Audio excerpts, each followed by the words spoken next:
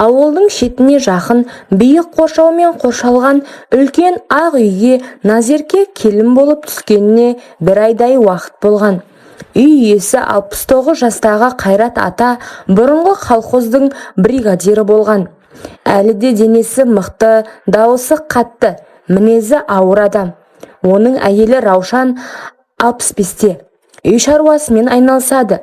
Назеркенің күйеуі Ерлан қаланың бір компаниясында менеджер болып жұмыс істейді.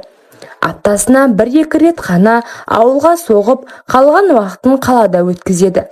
Назерке 26 жаста, университеттің филология факультетін бітірген. Ауылдағы мектепте қазақ тілі мен әдебиетінен сабақ береді. Ол сұлу, бойы ұзын, қара шашы ұзын, күлгенде бетіндегі ойықтары көрінетін. Әрі өте ұяң қыз еді. Үйге түскен алғашқы күндері Қайрат ата оны қатты құшақтап, қызым келді, енді үйіміз толық болды деп қуанған. Бірақ сол құшақтау кезінде оның қолы Назеркенің белінде тым ұзақ тұрып қалғандай сезілген. Назерке өзін өзі алдады. Қарт адам ғой, мейірімділігінен шығар деп. Раушан апа бір күн аудан орталығына базарға кетіп қалды. Назерке ас үйде етті қуырып, тамақ әзірлеп тұрған. Артынан ауыр қадамдар естіліп, Қайрат ата келді. Қызым, мына тұзды ұстап тұршы, қолым бос емес, деді ол. Назерке бұрылып, тұз салғышты ұсынбақ болғанда, Қайрат атаның оң қолы оның беліне, тіпті сәл төменірек тиіп кетті.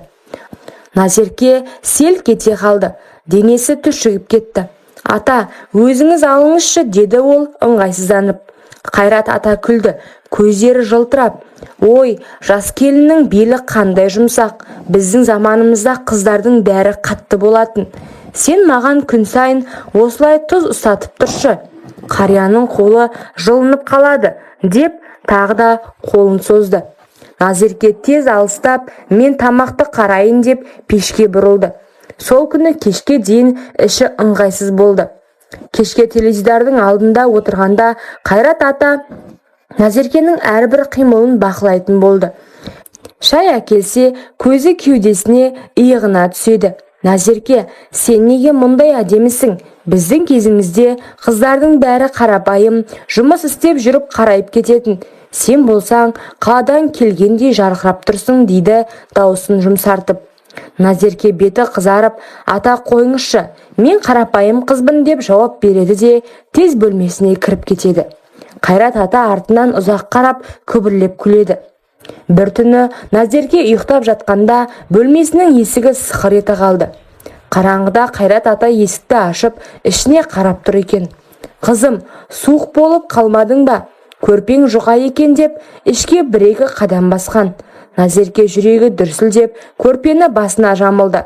Ата, мен жақсымын. Қайтыңыз, Раушан апа оянып қалмасын. Қайрат ата біраз тұрып, жақсы қызым ұйықта деп шықты. Таңертең Назерке енесіне айтқысы келді, бірақ қарт адамның қызығы шығар, ұялатыны шығар деп ішіне сақтады. Қайрат ата Назеркеге жиі сыйлық әкеле бастады. Бір күні әдемі, тым ашық түсті көйлек, тіпті іш киімдер де әкелді. Мынау сенің өлшеміңе келеді, өлшеп көрші, қалай тұрады деп, қолын созып көйлекті иығына тақап көрді. Назерке қызарады. Ата, мұның қажеті жоқ, мен өзім аламын. Сен мені ренжітіп жатырсың, мен сені өз қызымдай көремін. Қарт адамның көңілін қалдырма деп, дауысын көтеріп өкпеледі. Назерке мәжбүр болып алды, бірақ ешқашан киген жоқ. Ерлан келген күні Назерке бәрін айтты, көз жасын төкті. Ерлан күліп жіберді. Назерке, әкең 70-ке таяды, қол аяғы дірілдеп тұрады. Тиісіп қалған болар, сен тым сезімтал болып кеткенсің. Әке шешеме құрмет көрсет, ауылда өсек шығады. Қайрат ата ұлының алдында мүлдем басқа адам. Балам, келінді жақсы бағала, ол өте жақсы қыз деп Айнұрды мақтайды. Назерке дәптерге бәрін жаза бастады. Қай күні, қай жеріне тигенін, не айтқанын, қандай көзқараспен қарағанын. Бір күні Қайрат ата бөлмесіне кіріп дәптерді тауып алып оқып шықты. Кешке Назеркеге келді. Демек, менің құпиямды жазып жүрсің бе? Деп күлімсіреп, қолын Назеркенің тізесіне қойды. Назерке қатты шошып алыстады. Егер Ерланға немесе біреуге айтсаң, сен келінсің, кім сенеді? Мен 70-тегі қартпын, жүрегім ауырады. Келін қарт адамды қорлады деп ауыл сені жамандайды. Үйден де кете алмайсың, деді Қайрат ата салқын дауыспен. Назерке түнімен ұйықтай алмады. Раушан апа біртіндеп байқады. Бір күні Назеркенің көз жасын көріп, не болды қызым? Қайраттың мінезі ауыр ғой, шыдап жүр. Қарт адам не істейді, деді. Назерке жартылай айтты. Раушан апа күрсінді. Ер адамның қызығы, мен де шыдадым.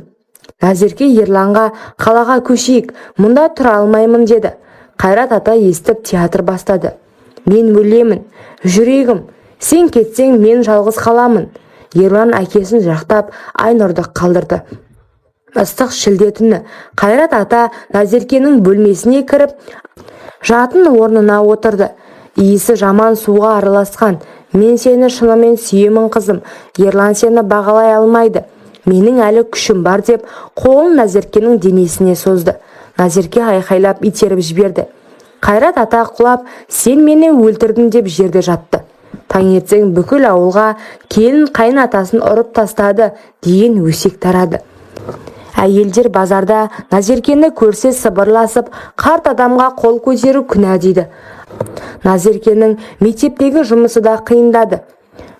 Назерке барлық жазбаларын, телефонға жазылған дауыстарын күнделікті жинап Ерланға көрсетті. Ерлан ақыры сенді, беті бозарып, Қайрат ата, ол өтірік айтып жатыр. Менің қарттығым үшін қорлағысы келеді, деп жылап жер соқты. Үйде үлкен жанжал болды. Раушан апа екі жаққа бөлінді. Ерлан әкесін аудандық емханаға апарды. Дәрігер, қарт адамдарда кейде ондай құштарлық қайта оянады. Бұл ауру емес, мінез, деді. Бірақ отбасының іші шіріп, сенім жоғалды. Назерке мен Ерлан қалалық пәтерге көшті. Қайрат ата мен Раушан апа жалғыз қалды. Уақыт өте ол өз қателігін ішінара мойындады. Бірақ ешкімнен кешірім сұрамады. Назерке жаңа өмір бастап, мектепте сабақ береді. Ерланмен қарым-қатынасын қалпына келтірді. Бірақ кейде түнде сол көлеңке есіне түсіп қорқып оянады. Ол өз-өзіне мен шыдадым, енді ешкімге мұндай болмасын деп ішінен дұға оқиды.